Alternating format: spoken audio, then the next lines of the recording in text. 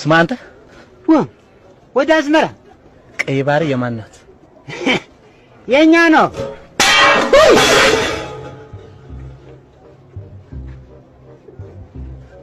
የኛ ነው።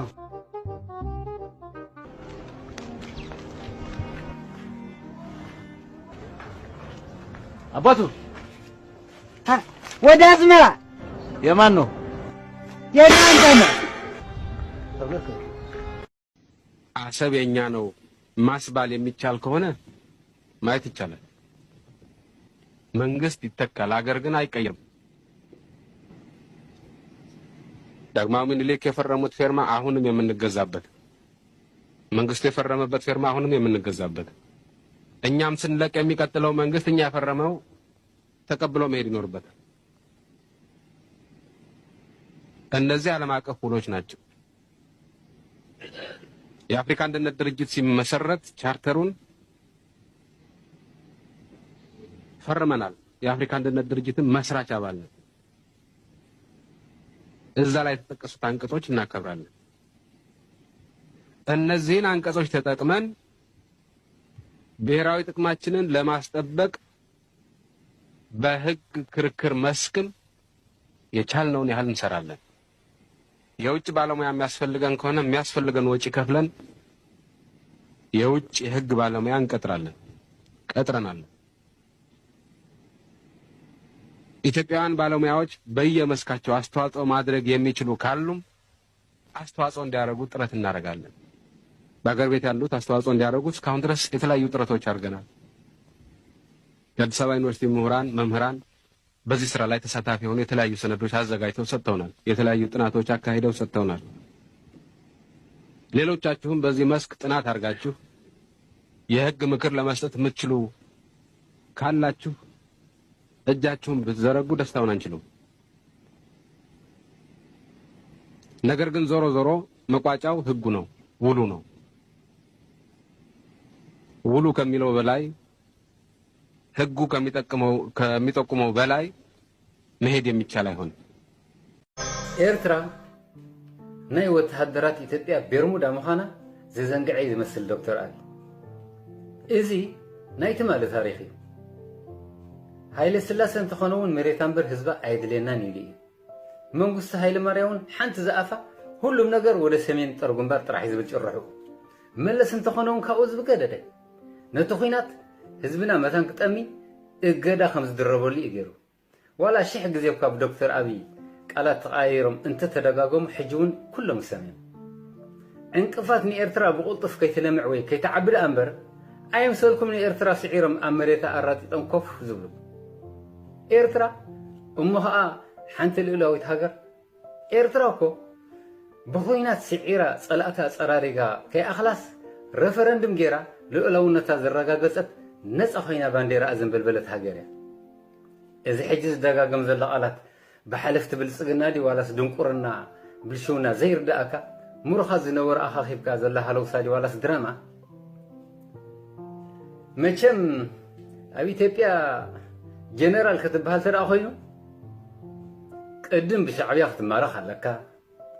ዳሓር ከም ሙሩኽ መጠን ሰብኣዊ ርህራሄ ይግበረልካ። ዳሓር ንስድራኻ ኣመስጊንካ ክትፋኖ ኣለካ።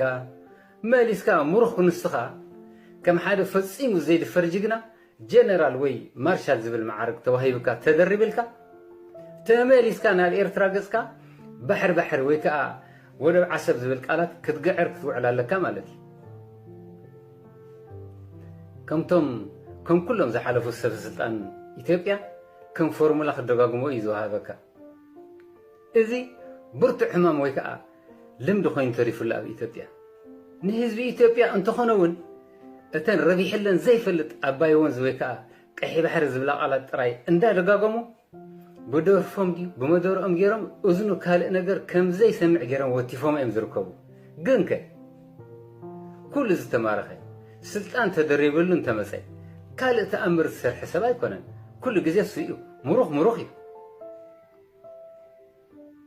ኩሎም እቶም ኣብ ዝሓለፈ ኩናት ኤርትራ ዝተማረኹ ዕጫ ናይ በዛብህ ጴጥሮስ ክበፅሖም ምዃኑ ወይ ከዓ ክፅበዩ እዩ ዝግብኦ።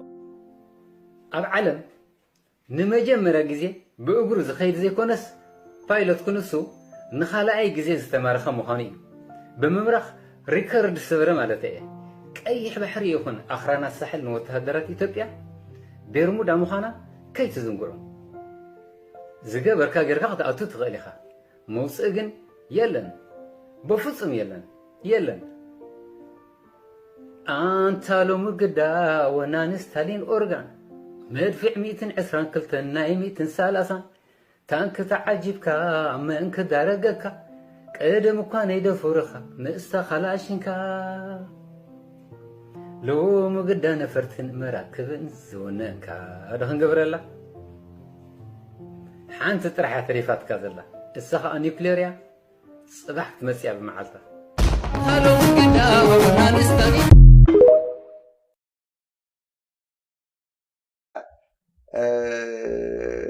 راماس كسار عكاس مستليان تمثلكم زو خاطلو ببحلي بسيفيلايزيشن بقلمه حزي ناي زبن قطاطرا اكون كغطم يكاله مس بعالم يغطم مستنى امن ارغاوي يغطم كلتين كخيدوني فتنو امنغو يرمسو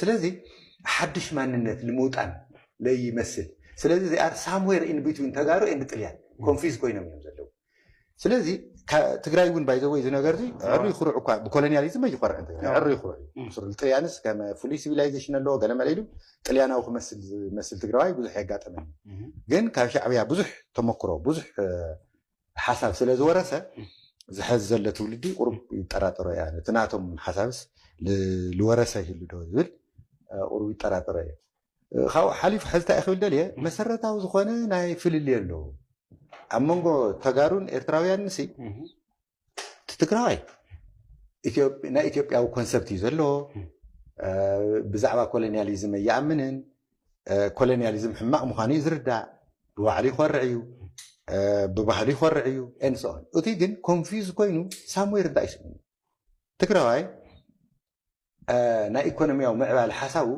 صعري رهاص دمر رهاص مخاد كيدخا مشقال مبالي ناي ارتراو ግን ካብቲ ጥልያን ለወረሶ ምክራይ ምእካብ ማለት ታይ ማለት هذا ወደብ ሒስካስ ኢትዮጵያ ክሳዳ ተቆምቲ አገርካ እንጽጻሞ ብድሕሪኡ ኩላ እናገበረት ንሽተይ እናገበርካ እናካረኻ ተይሰርሕካት ነበር ወዚ ከዓናይ ናይ ጥልያን ልተወረሰ ምክንያቱ ኢምፔሪያሊስት ሕዝታይ لبعدهم كم طلياني قطرلو ناخا كم دحور حبشا قطر خالو سلازم مونغها تايلو سخاشك قال تكون ناي جدن غيرهم يحسب حزل لما عماله كل متى يوم مسيوم تماي انقيرم تا منچ بدرقم تن حرشا قريصمن لمن تاي زيغيرم مخنياتهم مستنبر نارشن خريكال كنعنا تزول نيرو مقدم تغاغينا نيرنا زوم سو يوم سلانا ام زمسلو خماعتهم ينبر كم طلياني يخونان ديو محواتنا نيشتي كابلص ناس لااتهم نسعاب